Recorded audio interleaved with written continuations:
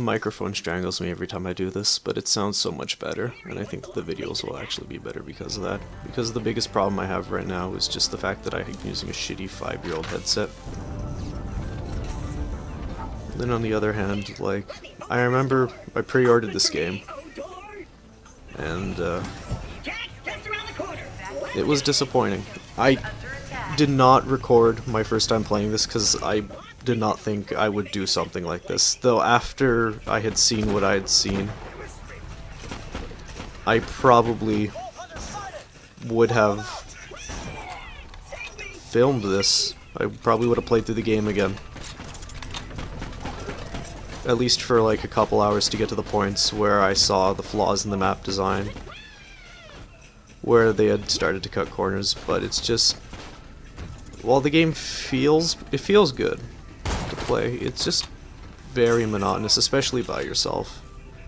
And I cannot convince anybody to play this with me, because we'd all played this. I've played a Borderlands game with everybody I play games with, more or less.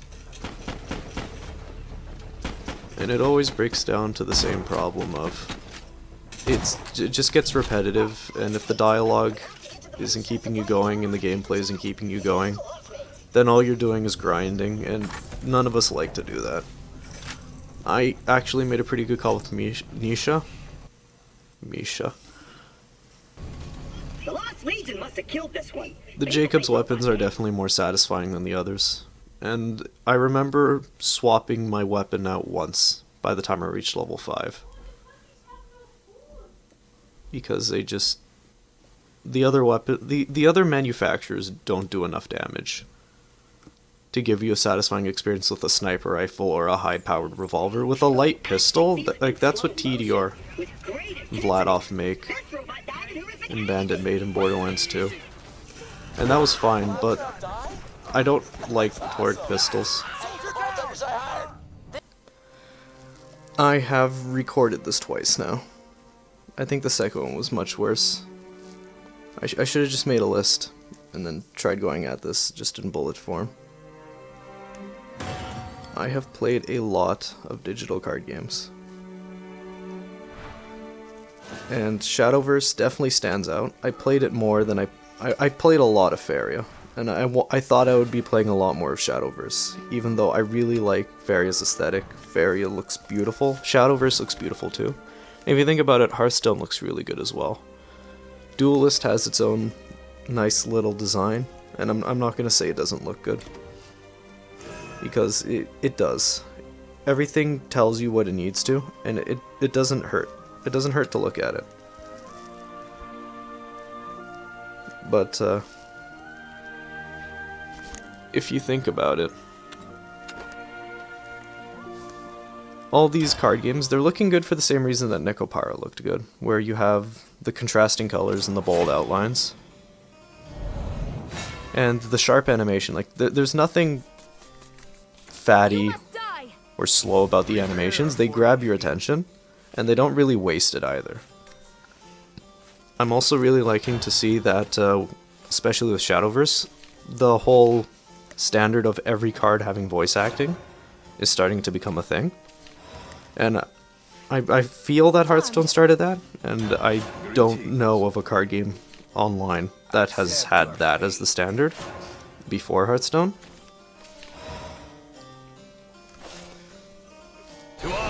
But if you think about it, on top of that, there's also this mana crystal thing. And Magic had a similar thing with lands, but lands kind of were the bane of Magic, and that's probably why none of these card games are imitating it.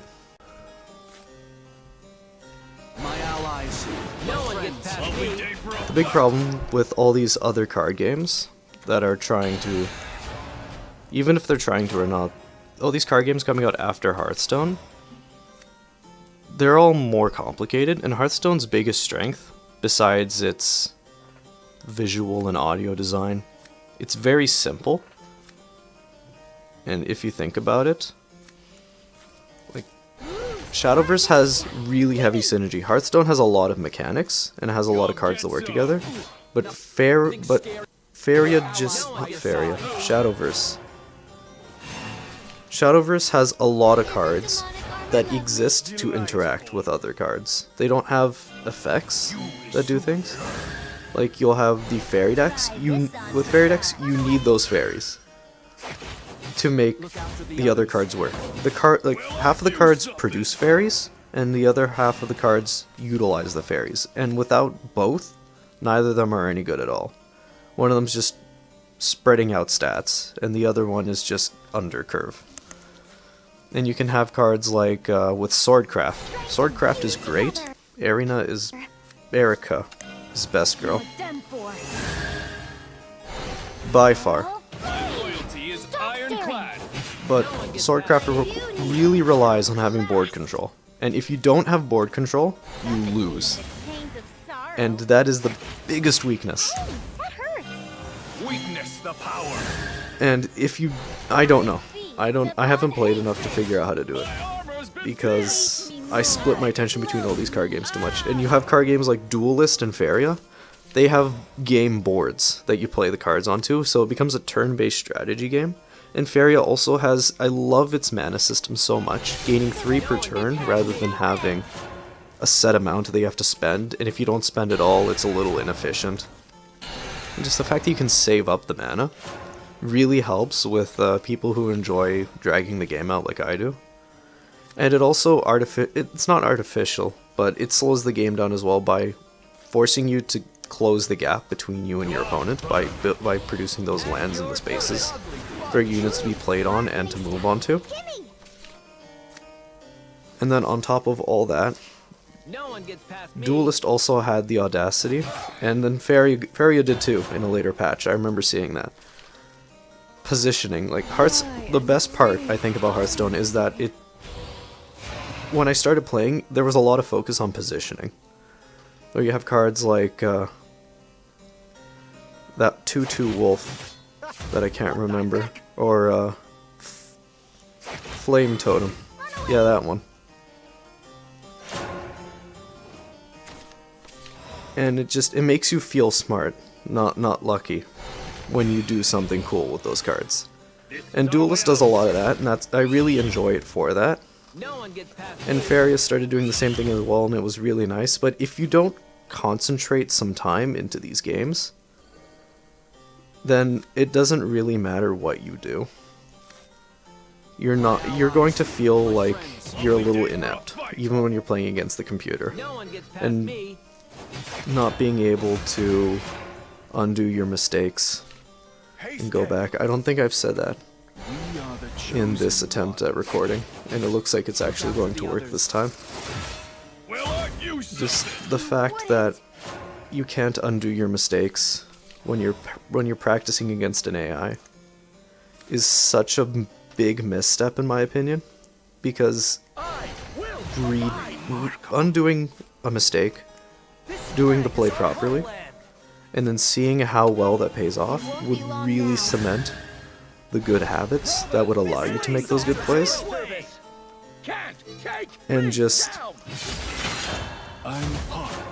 having to concede and start the game again, and because the games aren't identical, you're gonna have a different starting hand, and so is your opponent. You're probably not gonna see that same situation for a long time, and it would take a lot of effort. And I feel like that's just a missed chance to let especially new players figure stuff out, and it would also just give them a little bit of a sense of control, and that, like, control in the sense of training wheels, where you're letting them win when they're practicing. No one gets past me.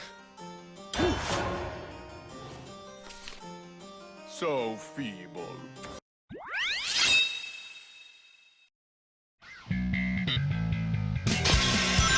Attention all units. Suspect seen heading south. Block all major roads and capture the suspect.